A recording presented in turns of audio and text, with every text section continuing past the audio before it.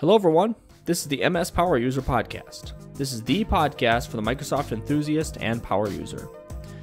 We discuss the latest news from MSPoweruser.com and other great sources of Microsoft news around the world. My name is Vernon E.L. Smith, and today I am joined, as usual, by Andy Bennett. Andy, how's it going, man? Oh, it's going pretty good, but it seems like it's going a little bit better and more hectic for you. You've got some more interesting stuff to talk about in the banter than I do, I think. Well, yeah, I suppose I don't know if it's more interesting, but just things that are going on in my life right now. We did, my wife and I did purchase a home, or we had the bid accepted. So, 60 days from now, or 57 days, we will be signing the papers for that puppy. Hey, congrats. Well, congrats to the bank, because they're the ones that are going to make money off of us. Wonderful. We are excited for it. We're doing it for some pretty specific family reasons, and I think it's all we feel it's a wise move, even if not easy. We'll just say it that way. Yeah. Well, as long as the house is better. Well, yeah, definitely. It's in a different town. It's in a better town that we're moving to for plenty of reasons. And so now I've been furiously getting this old house, not that old, but the place we're in now, ready to sell. And we want to get it just as pristine, just perfect on the market, ready to go on the market as possible, because here it's probably going to spend like a week or two on the market and be sold, if even that. So the housing market's pretty crazy here. Folks didn't tune in to listen to that, so I would imagine. But to summarize, I've been so busy, I actually did not record my other podcast this week, which is a rare thing.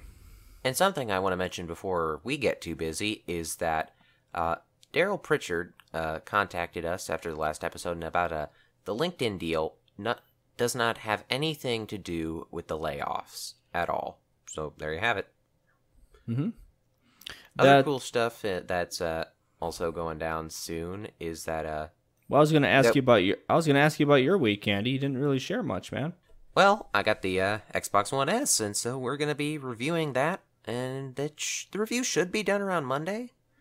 I want to have a couple of days with it to have a complete, certain review that I can firmly say, yeah, let's go for it. Because first impressions, really good, but want to make sure those hold up after a few days. I would imagine that's really taken a lot of your time and a lot of focus, which certainly would for me. I would be diving on into that. I've been exploring all over the thing, and there's so much neat stuff there. Although there's also a lot of buggy stuff, but shh. Sometimes that's the way it is that we kind of gloss over when we look at all the great stuff, or vice versa. It becomes such a target to be picked on. And it is really interesting how the mind share of people going into a new product, the mind share itself can be so instrumental in making or breaking that, or at least the initial launch and people's review of it. So it's really interesting how all of that works. Yeah, it's been a fun thing to check out so far, and I'm gonna have a good time reviewing this. Well, one thing that we have accomplished, Andy, not by ourselves, but you and I are the hosts of this show, MSPoweruser Podcast. And as far as podcasts go, the stats are, and I don't know what time frame this is taken from, but the stats are that only 50% of podcasts make it past 7 episodes. And we have reached 7 we are on episode 7, but I'm bringing this up now because we actually recorded an episode, the very first episode. So this is actually episode 8. If you look in the feed, there's actually 9 shows in there, but one isn't really a show. But I want just an intro. Yeah, but I want to congratulate you, Andy. Nice job. You're now well, I guess after this episode, as long as this gets published, right? Yeah. If you're listening to this, listeners, then it has been published, right? Andy, nice job. You made it past the 50% of people who've tried. Well, nice job, Vernon, because you helped. And, well, more than helped, but you get what I mean. Well, I'm part of this, yeah, and that's one of the reasons I'm doing is that I have podcasted before. We're all in this together. Well, this really, Andy and you and I really should thank Sir and Mahadi for everything they've done. I hope I'm saying their names right. I'm going with it, yeah. But they're really the ones at MSPoweruser that have, the powers, the rest of the folks there, the powers that be on the back end, basically. Thanks the powers that be of the power users. Yeah, yep. Everyone that has given us the opportunity and, of course, supply the back end resources on all this. I'm having a great time recording it, and of course it's fun to reach that special number of 007, so episode 7. Yep. Cool. Well, let's jump to news. Yeah. Are you moving up north because you're going to be able to put that A to use some more? Well, I'm actually pretty far north, and quite often the A sneaks through. I don't really have a Canadian accent, but some people think that I do. I guess, I don't know. People listening could make that call. But no, we're not moving any further north. Actually moving just slightly south by, I don't know how many clicks that is, or minutes of latitude, whatever. Not something I've been concerned with. So let's talk about news here. You got something for us? Yeah, so the MSPoweruser app for Windows 10 has been updated with a feature that's specific to the Anniversary update. And that feature is chaseable live tiles. To basically sum up what they are, if you click on the live tile and it's displaying a story, it'll open that story. And this is something that, I didn't really think of it at first, but it's something that it's like, whoa, why wasn't this originally a Windows 10 feature, It's something that's so simple you wouldn't think of, but it makes everything 100% better. I think it really adds to it, but I can guarantee you that if the live tiles for Windows 10, say if live tiles came to the desktop when the live tiles came to Windows Phone 7, I think this would have happened many, many years ago. People with Windows Phone obviously has a small market share, but this is where the live tiles came from. It has been great, and that is how you interacted with it. Obviously, with Windows 8, you had live tiles, but this is something that Windows Phone users have been dealing with in good and bad ways. I can see how I might not want that chaseable live tile by default, and of course there's an option to turn that off, and that is valuable. But so many times, especially Cortana or a news app or whatever it is, I really like that flipping over and showing me something new, and to chase that, to see that specific article is wonderful. I don't need to elaborate on this any further. I don't think. It's just great to have that opportunity there. And of course, this is here with the anniversary update. Speaking of which, it's here. Yay! Yeah. It came out August 2nd, along with the Xbox One S, which again we'll talk more about later. But it's here. It's good, and there's a lot to talk about. I mean, we went over features of it last week, but just some general improvements here and there. Settings app is redesigned. It looks better. There's now universal light and dark themes. Chaseable live tiles, like we mentioned. It's just a whole load of changes. And we've got articles covering them. We got last week's episode covering it. And so I think we should really, right now, I think it would be a good time to talk about the stuff we do and don't like about the anniversary update. Vernon, do you have it on your PC yet? Well, no, I don't. I use this PC about 3 hours a week. Well, 3 hours per podcast episode, so maybe 6 hours if I cram them in. Gotcha. My work PC is just Windows 7. I'm not a PC guy. It doesn't mean I'm an anti-PC guy. I get you. I have so much in my life, and mobile is where I live, and lately been barely living there even. So I'll just get it when it's pushed out. I really have not. I actually forgot. It was my son's birthday the other day, or the 3rd. We had a party for him on the 2nd. I worked 15 hours on the 2nd and the 1st. So I've been, this hasn't been at the top of my list. Yeah, I gotcha. That being said, I really do want the features, especially the dark theme is great. Chaseable live tiles, obviously quite awesome. And we talked about all that stuff last episode. I'm not really that prepared to talk about all the stuff I hate or like about it. But Andy, you are. If you'd like to, we can certainly do that, or we could do another episode if you want. I can talk about it right now and here, really. All right. Because going into it, what I expected was a really good Skype app, redesigned stuff, much better visual consistency with theming, and a better notification center. And I got all that and plenty more, but Skype app, good. Dark theme, good, although still not as consistent as I'd like it to be. And notification center, action center, whatever you want to call it, has some nice little improvements, like you can now middle click to dismiss notifications, which another thing that I never thought I needed, but I'm glad I have. The start menu design is something I was a little worried about going into, but it's good. It's not the biggest change ever, but the most unexpected change for me is that Microsoft Edge is now something that is fast enough and stable enough that I am perfectly fine with using that as my main browser. It's got basically everything you need at this point. It's got all the basic features that other browsers have. There isn't really anything I can think of it's missing there. It's got extensions at long last, so you can continue adding onto that to your heart's content. And it looks good in dark theme, at least. So yeah, it's something where I can no longer say, oh yeah, it's got a way to go. No, it's here in the way that I think it probably should have launched. Well, it's funny. We hear that quite a bit. Oh, they should have launched. This is what they should have launched with. Well, we weren't able to get to this point without massive data from people using it and abusing, like really running it through all its paces, of course, and getting feedback from people on what they liked or disliked or what about it. Obviously, many people say that Windows 10 is what Windows 8 should have been. I agree with that. It's just as far as the UI progression, but I think really though, for a good first user impression, because there's 7 million people in the Insider program testing this stuff.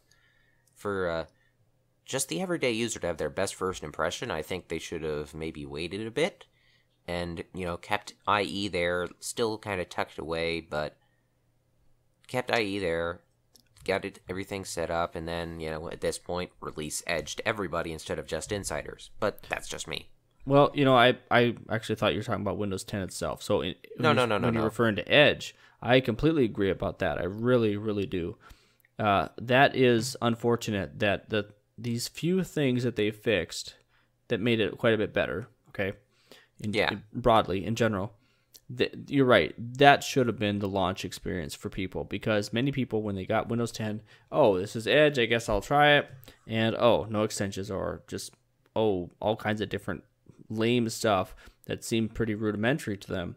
It was not there. It was very, very sluggish up until just now, really.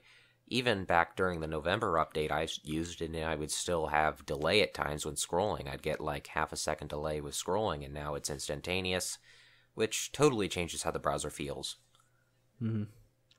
Yeah, it's unfortunate that there were people turned off from it initially, and now those features are coming back in, but they kind of lost their chance. So I completely understand what you meant by that. I was thinking you're talking about Windows 10 itself. Nah. Some of the things I probably my favorite couple things I do like about the Anniversary update. Continuum on PC. Now, I have not had the opportunity to really experience this, but I can think of countless times when I would use this in a work setting or in a family setting. I would definitely do this. I would. And I love that idea. We talked about it on last episode. Go back and listen to that if you'd like, or if you already did, what have you. And then messaging everywhere. Along with Skype, modern Skype app. Messaging everywhere. I love that is there. I love that, or some of it is coming, depending on where we're at with that. But that idea is the future. That is the natural progression. And if Microsoft can get there before its competitors when it comes to that, that's wonderful. That makes sense, and I love that concept and the direction they're going with that. Now we just need to wait for the point where it gets to great artists steal. Oh yeah, exactly. Yeah, because they're all. Well, okay, that could be as a segue, or at least an offshoot. The Note 7 was announced, right? The Samsung Galaxy Note 7. And I didn't see all the details of it, but one thing I noticed was the iris scanner. Oh, wow, it's got an iris scanner. You can look into this thing. It's going to It's going to recognize your retina, and I don't know if it's iris or retina, whatever, eye, okay? It's going to recognize your eye and log you in that way. Wow, groundbreaking. Samsung, wins at everything. Excuse me, what was it? November, actually I forget which month it was now. And the fall of 2015, 950 and 950 XL came out, and yep, iris scanner. And I think it's worth mentioning at this point, if a tree falls in the woods and no one is around, does it make a sound? Because nobody knew. I mean, the 950 and 950 XL, yeah, many Microsoft, folks were really excited by that. But I would imagine even a good number of the people listening to this podcast don't own that device, and that's okay. Yeah, but it's. I admittedly, I don't even own one because far too much money. I mean, I basically put all of my free money for a while into the 1S, and that was $400. The 950 was what, $600? It was, well, I guess that's probably a segue in itself there. It was, do I even remember how much it was? It was $600 through AT&T, $550 through Microsoft Store, and of course they've recently cut those prices. They cut the prices drastically by $650 by $200 and $150. The XL is $450 now, and the 950 is $400. Great prices. Would have been wonderful prices if it launched at that. But here's where we kind of draw the line, where that we differentiate. Both these phones have the internal and external, the display specs of a flagship phone, and so the pricing there was not bad. Initial pricing. The problem was that they looked so bland, and I don't mind it, but the problem, people have mentioned that. Actually, no, Microsoft themselves have mentioned that they're aiming for businesses now with Windows Phone as opposed to just consumers, which that's really sad. Is when they aimed at consumers, they were gaining ground. We touched on this a couple weeks ago, I think, and since then everything's gotten significantly more boring. Obviously, there's no hype, no big marketing, no colorful face panels. A little sad. It's really unfortunate, but that is, I don't know. Don't business people want a good-looking phone too? So that really surprises me, I guess. But that is what it is. Whatever. It's in the past. We all have complained about this, or we know, whatever. Many of us have complained about it. What is nice about this deal, though, is that if you buy these devices from the Microsoft Store, you do get the display dock. Now, it's funny that they keep calling it the display dock. All the sites are calling it that. But I've always called it the Continuum dock. The display dock is display. I mean, whatever. We can call it that if we'd like to. I think of the Microsoft display adapter being the display device, whereas the dock being the Continuum. Semantics, whatever.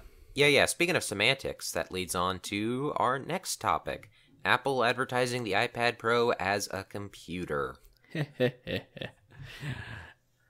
I love these type of things. Apple, they've always had a great marketing department, and that's fine. Especially going back, a decade or more. PC, I'm a Mac, I'm a PC kind of thing. Whatever, that's fine. But now they're advertising this iPad Pro in a 30-second ad spot, saying all the things that this thing can do. Who would have thought that I could have a keyboard that just disappears? I can now touch my display. I can write on it. And that sounds familiar. And I'm just thinking, wow, they're comparing it right now. They're calling it a computer, and the Surface Pro 4 came out was announced in October of 2015, sorry. And it's like, that's almost a year ago, and I know the iPad Pro was out about the same time. But they're still selling it. They're still trying to push this thing, almost like they're catching up. It really is just hilarious. They're really not going to catch up with a device where you can only have 4 items on the dock, I think they call it. I don't recall about that. I don't recall what you could dock. It's the I think it's called. I think it's called the dock. Some Apple fan out there might be able to correct me, but it's the area at the bottom of the screen where you pin apps. Oh, I'm sorry. On the display, I'm thinking a physical dock. Yeah. Okay. No. And there's just 4 apps there, no matter your display size. So you have this gigantic screen with 4 apps on the equivalent of a taskbar. Mm-hmm. And, I guess I understand they don't want to, whatever. There's plenty of reasons for that. There isn't really any reason other than laziness as far as I can tell. It's like they just went, oh, okay, we'll change the resolution, but not how many apps you can have on X, Y, or Z. So you've got this big screen with tiny icons.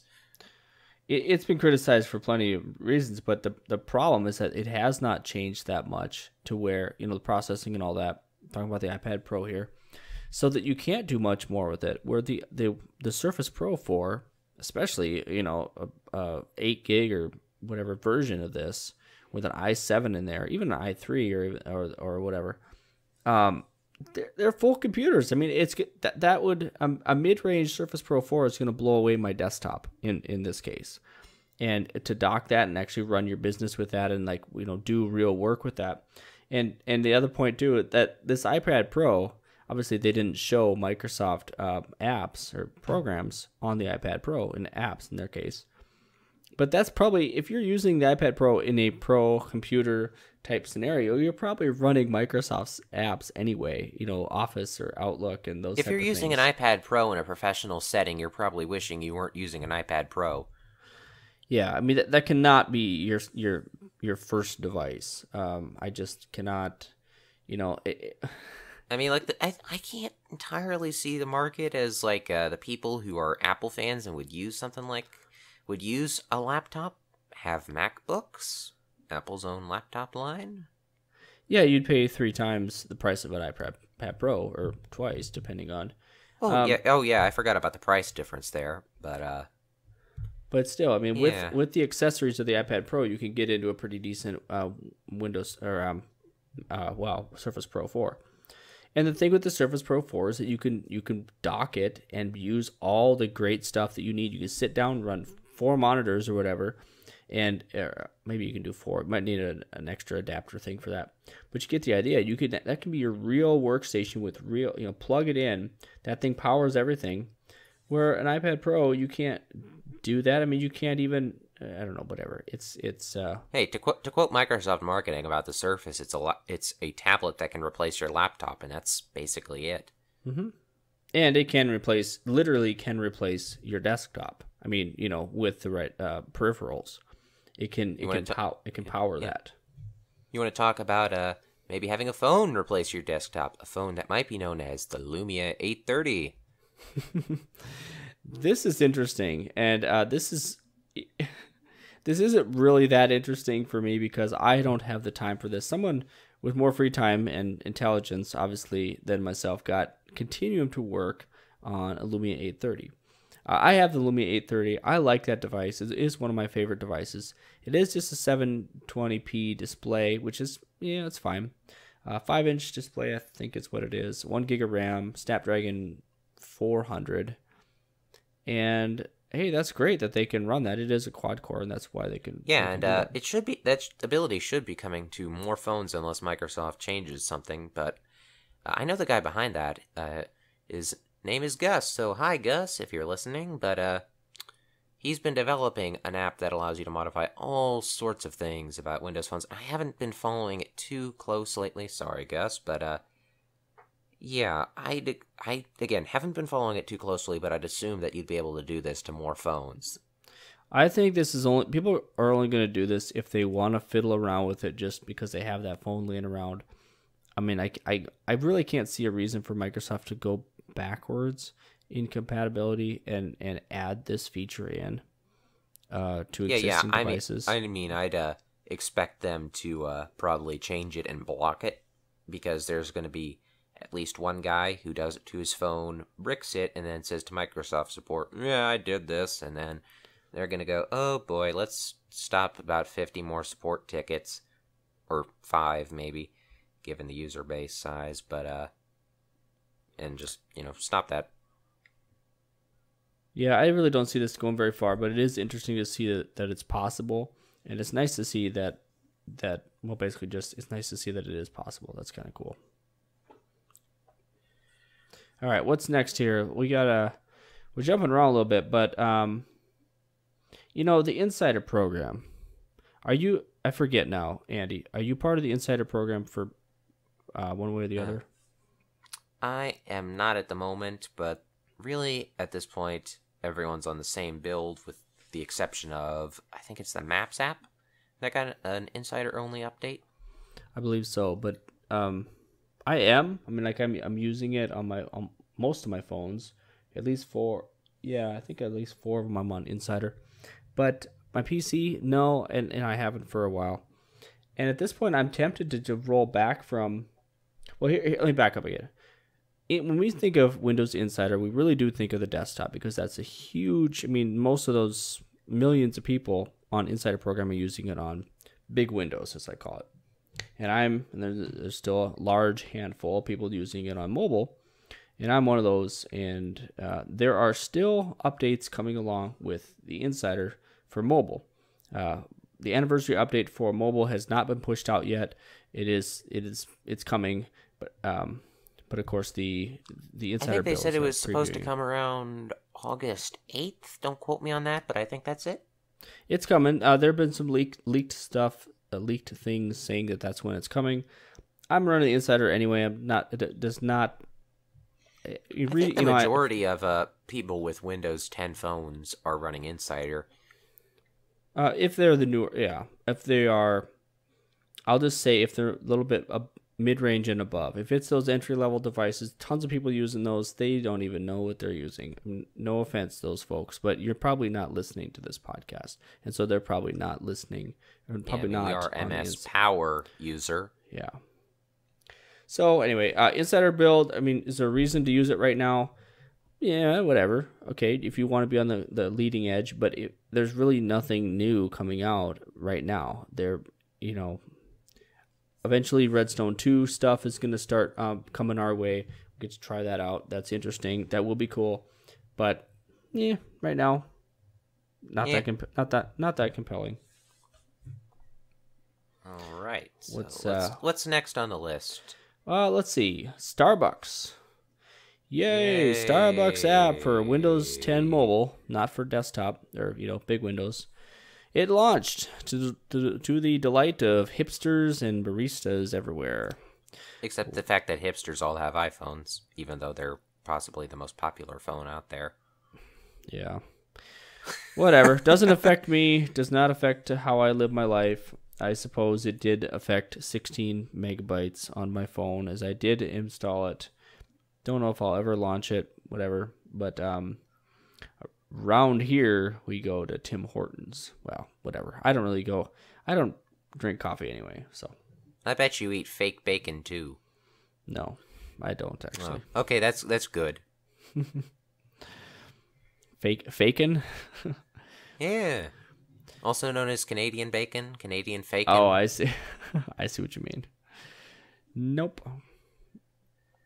All right, well, okay. I guess we'll finish up the non-Xbox stuff.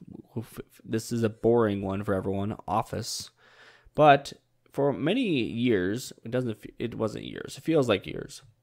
The iOS app, the Outlook iOS app, has been great. It's always been good. And it had a spot called Focused. And same thing with the Android app. Outlook for Android and iOS had it would basically automatically filter that stuff, put them in a different spot, and then your normal things, email that you expected that you wanted to actually check, it was important, that type of thing, urgent, would end up in your focused inbox. The other stuff, social media things, notifications, ads, or what do you call it, different junk like that would not be in the focused. It would be, I guess, non-focused. Well, they're basically just finally taking that feature, bringing it to the rest of Outlook, Web, Outlook 2016 proper. I'm not sure if it's coming to the Mail app because that is actually somewhat different. But yeah, the Mail app in Windows 10 is something that I really would love to see get a bit more love from Microsoft because it's a good application. Don't get me wrong, but it feels like it could be so much more. I open it up now and it's like, okay, this isn't as good as the web. This definitely isn't as good as the Gmail app on my phone. You know, it's like there's so much that could be improved about it, and it's like, wow, why isn't this getting any attention? Mm-hmm. That is odd. I think it's just there because they needed it. There used to be, I don't know if it was called Mail. Live Mail? I think it was just called Mail in 8.1 and 8. Well, that's true, but there was also a Mail app or program with Windows 7. Oh yeah, the Windows 7 one was Windows Live Mail and was part of the Windows Live Essentials pack. Yeah, and that was, some of that stuff was actually pretty cool. Live Writer and whatever, and they're phasing those things out. I missed that suite. Live Writer is actually being revived as Open Writer now. Well, it's open source now. They're making it open source. Yeah. So that's actually curious to see. I'm curious to see when someone gets that ported to Universal through either Centennial or something else, because there's a lot of potential for that. I think that's very cool. The WordPress plugins and whatever they had there was interesting. I didn't dig too deeply in that, but I did enjoy that. And since we're being nostalgic, I really miss Windows Live Messenger. And I know I'm like the only one, but those few people aside from myself who liked that, or in addition to myself, right, who love that, are all just like cheering right now. Those three of you are like, yeah, I miss Messenger too. And of course Skype is coming back and kind of filling that void, and it's interesting, that dynamic. But we've got more than enough time to be nostalgic, so I'm just gonna say that I cannot wait for in a year and a half when Microsoft decides they should use MSN branding on everything again.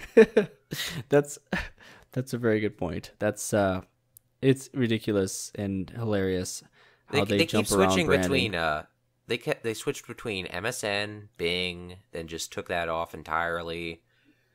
And it's like, this cycle is going to come around again, and you know it. Mm-hmm. We're going to get to the point where suddenly Windows becomes MSN desktop. Yeah, I don't know. It's very, very interesting, very odd. I mean, obviously that one was a joke, but for real though, I would expect to see the MSN suite make a comeback somehow. I mean, I actually think last I checked, they did name the apps MSN Sports, Weather, etc. They don't show it on the live tiles, but pretty sure they were there. Mm-hmm. So when does Skype just get a total revamp and an attempt to change its perception, because it's getting a much more negative perception, and competitors like Discord are taking it over? When are they going to rebrand it? When does Skype become MSN Messenger 2.0? And make him cool again. Well, I think when messaging everywhere becomes better, I think even if there isn't a direct, I'm trying to remember how that, it's flip-flop back and forth so many times. I really don't remember where it ended, which lily pad it's hopped onto right now. But it is, I think think of it this way. With Windows 10, the search, was Cortana. And you could just search backend with Bing, basically what the backend was, or Bing, also known as Windows Live Search, or MSN Search at one point, I think. It probably was. I don't recall that, but basically Bing is getting a greater market share. Cortana is being used quite a bit more, and Bing is becoming more competitive again. It's growing. It has been. But there was a time when Bing was just, no one would consider it, and it was like, well, why would this? It was like Yahoo Search. Yahoo used Bing for so many years that it was, in a way.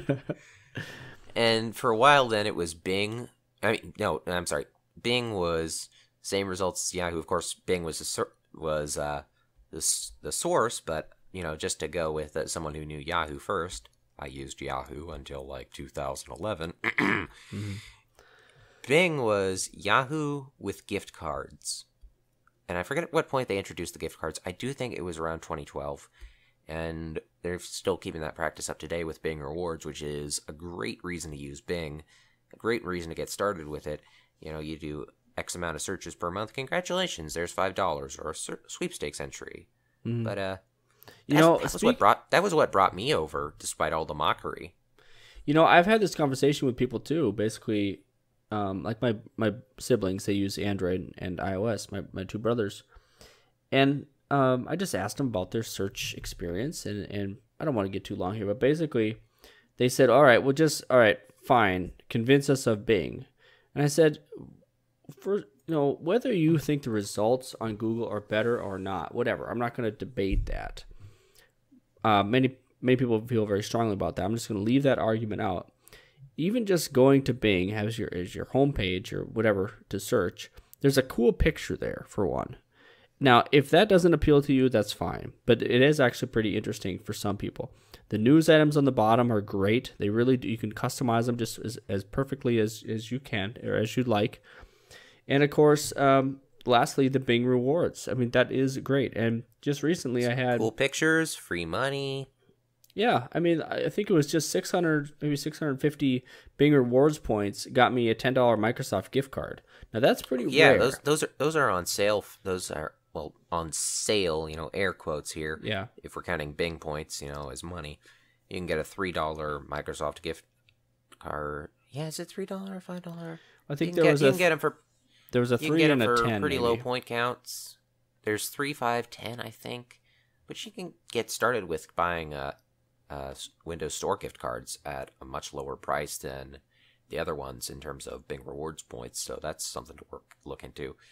I always just get the Amazon ones myself since I've got Prime. But yeah. And that's helpful. I mean, it's something that exchange rate is usually about 450 Bing rewards points for a $5 Amazon rewards card. There was a time when was Go Flowers or Flowers.com or something had for 500 Bing rewards points you got $15 off flowers. They've discontinued that. I think I probably ran them out of flowers. My wife got a lot more flowers than she expected for a couple years there. And I know there was a point where they just emailed everyone on their newsletter list or subscription list, whatever, and gave them $15 off chocolates at, I think it was, I forget the name of the place. I think it was called Cherries, although I might be getting it mixed up with a local store. It was some chocolate/strawberry shop, and I think they gave this out multiple times at Mother's Day each time. Wow. Yeah, so $15 completely free to spend on it, and I remember seeing small orders that were literally just $15, so... That makes sense. It was Sherry's Berries, not Cherries. Sherry's Berries, yeah. I've heard of that. Yeah, that makes more sense. Yeah. Well, one last little news item before we get into the fun stuff that you're going to cover at the end here, Andy. Xbox. Basically, the Microsoft Band. I have a Microsoft Band, or Band 2, I should say. I like it. It's great. It's not perfect, but it really is very, very good. I guess the only thing I would like to see in it is greater storage and the ability to play music from there, stream that to my Bluetooth headset. And, of course, the feature on there to control the volume and the track list if you're playing music works awesome if your phone is plugged into a speaker. Well, why could it not just work if your phone is Bluetooth to a speaker or a headset? Because that's really the only way I play music. I've only just tried it out, basically, forced myself to plug my phone into a speaker and then play music that way. Almost always I'm Bluetooth. Whatever. Those are my two very minor critiques of the band. Many people are dissatisfied with the rubber band. Wow, rubber band. The strap, the band around it, which has come apart. I did have that issue, and I did a warranty replacement on it, and I have a new one, a little bit different material, not noticeably, but enough. And the price on this thing has dropped now, especially the medium one, down to $100 on Amazon. Now that's probably likely to go away quickly, but the value of these things, the price of these has dropped quite a bit. So go to Best Buy, Amazon, whatever, get one of these if you haven't already. They continue to update them, okay? And of course the app that goes with it works very well. I don't need to talk more about the band itself, why it's a great thing to do, but especially... I think I'm tempted to buy a Band 1. Like, I don't even want to use the fitness tracker part too much. I mean, yeah, I guess I could get some stats that I can't get with my phone, but the original band design, I'm going to be honest here, it simply looks really good. Like, it's like the fanciest watch if you use it for a watch, even if I've got a phone. Like, if I could find one cheap enough, I would just use that as an excuse to scoop it up and use it.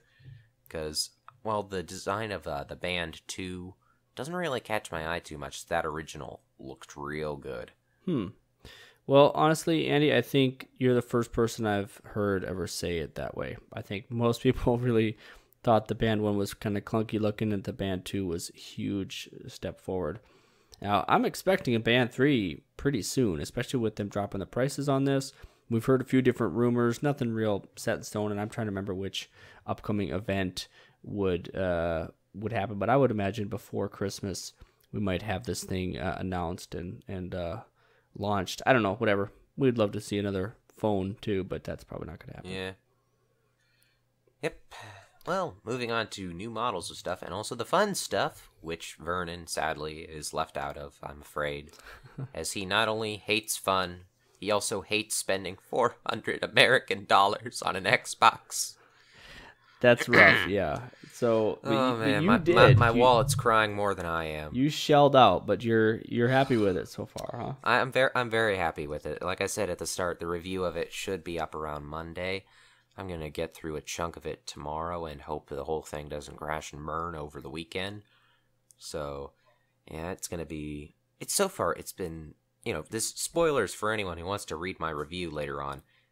It's really, really nice. It's a small, nice-looking device that cheats a little in terms of vents. Like, have you heard about how the Xbox 360 kept overheating?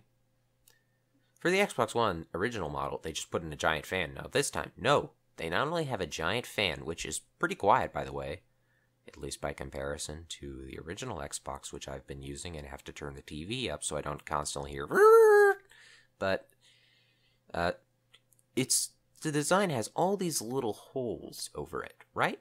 Well, at first it just looks like a stylish thing, but then you look at the top and you'll see that some of them are just completely open. And it's like, it is the most stylish heat vent in the history of man.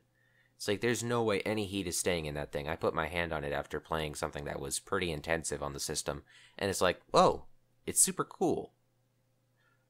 And it's just very, very nice looking, and they've managed to combine style and function there. So that's something that is a huge plus in terms of the actual design of the system itself on the outside. But moving on to the story itself, it released on August 2nd, same day as the anniversary update, for the $400 model, which includes a kind of worthless stand. I mean, there's some people who will want to use it, but I wanted to use it, but it was not very good. It didn't feel like I would be safe leaving it up there, which totally kills the purpose for me of having that stand. Andy, remind me again the different models and the difference between them. Okay, well, basically, it's just the size of the hard drive for the most part. The 2 terabyte version, which was the one that came out August 2nd, is $400, includes no games, sadly, includes a stand, which will be sold for $20 later on in September, although that might be a tentative date, I'm not sure. Excuse me. And that's basically it. It's higher size, higher cost, no bonuses. Then there's the Gears of War edition, which I forget the details of it, but it's this gigantic red bloody thing that looks cool aside from the splatter designs. I kind of like just having, if I'm going to have something with a color, I like to just have this just flat color for the design of the device, you know? Mm-hmm. And, so it's got all sorts of Gears of War designs on it and the controller. It includes the new Gears of War, obviously, launches alongside it. And I think it's also 2 terabyte, but don't quote me on that. And I think it's also, it's more than the $400 model in terms of price. Well, what does the game itself cost? I mean, $60 or $80 for Gears of War? Yeah, it should be 60, but then there's extra editions that include all sorts of extras, and I think it's got the highest edition, so maybe 80, which is kind of crazy, especially when you tack on tax. But anyways, stuff that's launching in the near future, August 23rd, the $300 and $350 models, which are 1 terabyte and 500 gigabytes in reverse order. My bad there, but they're also coming out with bundles for them. These don't include the stand. The only one to include the stand is the 2 terabyte one, and these lower price models can be bought without any games, but there's also going to be game bundles available. Some of the ones available, I think there's, let's see, I know there's Madden. I think there's a Halo bundle too, and I think there might be some more sports bundles, but those are the only two that I really know of at this point. And so yeah, it's probably a bit of a better deal, although if you buy stuff digitally, sure, you're going to want 2 terabytes. And actually, even if you don't buy digitally, the physical games you buy install to the hard drive, which is likely to keep loading times down, and it's kind of neat, but you're going to expect to get like each game being 20 to 30 gigabytes, even if you have the disc. So what type of hard drive is it? I mean, is it a spinning disk or is it an SSD? I'm not certain, although I don't think it's an SSD. Because that would make it prohibitively expensive, I would imagine. Yeah. I mean, this is not my area of expertise. I'd expect you'd spend $400 alone on a 2 terabyte SSD. That makes sense. But it must have, Yeah, it's just a faster hard drive than the original Xbox One. For sure, I know that. And speaking of better hardware in the 1S, it's also got higher frame rate because the GPU is overclocked. This was likely done for something involving the fact it's got 4K media, which might be a selling point for someone with a higher TV budget than myself. I don't know what Vernon's TV budget is. Well, let me tell you about that. I just saw MSPoweruser.com. We had a posting saying, "Hey, this new TV, I think it was on, this HP device, this display was only $700, $700, 34-inch, curved display. Awesome. I'd love that for my PC." And the PC I have, the TV I have is 32-inch display, and it's 720p. It's been, I don't even know. I mean, like, I've had it for we got it when my wife and I first got married. So I don't know, almost 7 years now, and it works fine. As my eyes age a little bit, sometimes we scoot the couch just a little bit closer. But our living room is too big the way it is. Whatever. All I do is watch Netflix. I don't even care. Maybe 2 hours a week is what I watch. And the more I was thinking about it, it would make more sense for me to actually have a PC, an all-in-one, in the kitchen, for the children, for the for myself, I guess. Talking to Cortana, for example, would be great. I think that would be so cool to have in the kitchen. Hey, virtual assistant, I won't say it. Hey, Cortana, we need to watch Sharknado 4 ASAP. Oh, no. It's actually activating Cortana. Oh, I didn't expect that. So with updates to Netflix, for example, depending on how they put the hooks in there, you could literally say that exact thing, and it would pull it up. Yeah, through Netflix. it just tried to do that, so it works. So I can confirm. Live podcast testing, it works. All right. So that is a use case scenario for me where I would be fine getting a 24-inch display, all-in-one PC, having it in my living room or kitchen, dining room, and using that more than our little 32-inch TV, which, whatever. It means almost nothing to me. Now, I'm a Okay, that's my daughter breaking into the podcasting room. It means very, very little to me to have a big display because the big TV, because I don't game. You get the idea. I just don't sit there and watch it. But I understand I'm not same as everyone. Yeah. I mean, personally, really, like to have like a kitchen media experience, I think I'd go with maybe just an open TV display and perhaps Continuum, should I ever pick up a phone capable of it, because that's kind of really what it's designed for. And then I'd also have the ability to share whatever other devices to the screen, like my Galaxy S7 does have Smart Connect. Should I get a TV capable of that? That would be pretty nice to have there. Okay, now. But yeah, a thing that you can see on the Xbox One S with a better display is 4K. Yeah. But anyways, you'll get a higher frame rate with some games because of the improvements Microsoft added to make it possible to have 4K on that device. And what they did really is that they overclocked the graphics the GPU, graphics processing unit, graphics card, whatever you want to call it. It's all semantics again, but the GPU's overclocked. And for anyone who isn't familiar with what this means, it basically just means it runs at a faster speed than it usually would. This is something that's traditionally done with PC gamers to get an extra 3 or 4, whatever, frames per second in games, and it's got the same effect here. And it's occasionally a 6 to 11% increase, but that 11% is incredibly rare. The improvements were so few and far between with games that Microsoft, despite knowing about it, Microsoft decided to not make it a selling point, but yeah, you will have some higher performance. In a lot of cases, it's just you don't have as many frame drops and it'll stay at a solid 30 frames per second, or in the case of Halo 5, where it changes the resolution constantly so that it is always at 60 frames per second, you're going to see a much higher resolution at times. So that's a real nifty thing to have.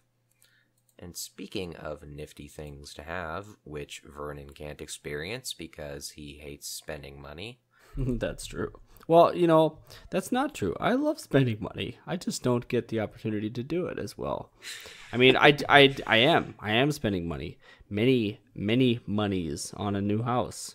And, that's priority in this family. Yeah. But back into fun land, where it's just me, all on my own. You can use Xbox 360 controllers with the Xbox One, but there's a catch. You have to use it through the Xbox app on Windows 10. And this is something that I accidentally discovered. Well, I say accidentally, but it was like, hey, what if I plug this in and see what happens? Because it said, you can connect a controller. I was just using the one controller, still connected to the one since it's wireless, not wireless, but just used that, and then I plugged in the 360 controller, and it's like, hey, it works. So, I'm not entirely certain of specific reasons why you'd want to do it. There's a pile of them, you just want to try it out, or you prefer the controller design, but it's there, it works, wasn't an advertised feature, doesn't work if you plug it into the device itself, so, yeah. This is like a lonely note to end the podcast on, you know that? Well, let me ask you this then. The Xbox One and the Xbox One S. Pricing on the Xbox One S is, I think, still pretty good for a lot of stuff that you get for it. So, do we know how much the Xbox One is dropping to, and why would someone, aside from just saving some money, maybe you could just talk about this in your article, actually, if you'd like. But I'm posing the question now. I don't think I can really speak about that in the review, because, reasons why someone would get one over that, or, get an original one over the S, there aren't really many. There's price, and there's price. Because the One S is a better experience all around. You've got a smaller device, a quieter device, a cooler device. It's running the same software. It's got faster hardware, even if it is slightly faster. There isn't a downgrade at all in any area. Well, what if somebody really enjoys the Connect features, which are being phased out. Well, oh man, thank you for reminding me about that. As Connect has been so ignored for the past couple of years, which rightfully ignored in a way, that I have forgotten it existed. Okay, yeah, so you will have to pay $40 to get a Connect display adapter, or I think it's called a display adapter, for the Xbox One S. However, if you have if you have a Connect already and you have the serial number and proof of purchase and whatnot of the original Xbox One and the Connect, you can go to Microsoft's site for it. I think it's in a support page. As you just search for Connect, you should be able to find it. That you will get a free Connect display adapter to use with your One S. Although, really, as someone who it's the thing about Connect is that, like, for games, the games made for it were not very good, but for actual use with the Xbox One, I'm hearing a lot of former Connect owners and users saying, wow, I miss being able to do X, Y, or Z with my voice. I personally, didn't really think it was much of a loss, but I never used it in the first place, so it's like a case of just having something cut off, even if you never used it much. I don't know. Mm-hmm. But, yeah. Aside from that, though, it's just a price thing. The Xbox One original is currently around $250 and will likely, I'd expect, $50 more to be chopped off by at least a month or two from now. Well, also, you're going to have a group of enthusiasts that are going to upgrade to the One X, just One S. Wow, the One S, just because they're enthusiasts, and so there will be a third-party market for the Xbox One as well. Personally, sometimes it is wise to go directly from the retailer. You get a warranty and that type of stuff, and there's value there. Also, there is an upgrade option. I really don't remember how much the trade-in is, $100, $150, something like that. But to trade in the Xbox One for the One S and get a credit towards that, and of course by doing that, especially that makes sense for those people who have passed their warranty, year or two warranty, depending on what it is. That could be a great way to obviously get the new device, but also to refresh your warranty, your service warranty. I feel like I said that word more than I have the rest of my rest of my life prior leading up to this. So I don't know how I even had that bit of insight. I really don't follow these things, but somehow I knew that. Hey, it was miraculous because I forgot about that. So thank you for the reminder. Well, listeners, thank you for listening. We've actually seen some pretty good numbers, some pleasant numbers to see as far as our downloads we've had. That's nice to hear. If you enjoy the show, or especially if you hate it and continue torturing yourself by listening, let us know what you'd like to hear more of or less of, and what how you'd like us to craft the show a little bit better. We always want to be improving. I like to consider my voice the finest form of torture. Oh, jeez.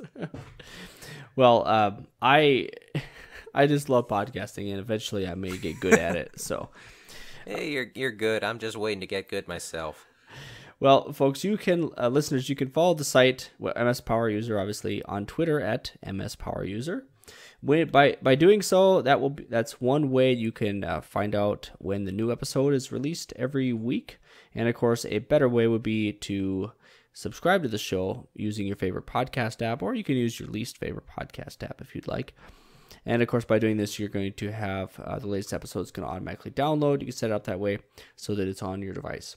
That way, whatever, you could listen to us whenever you'd like.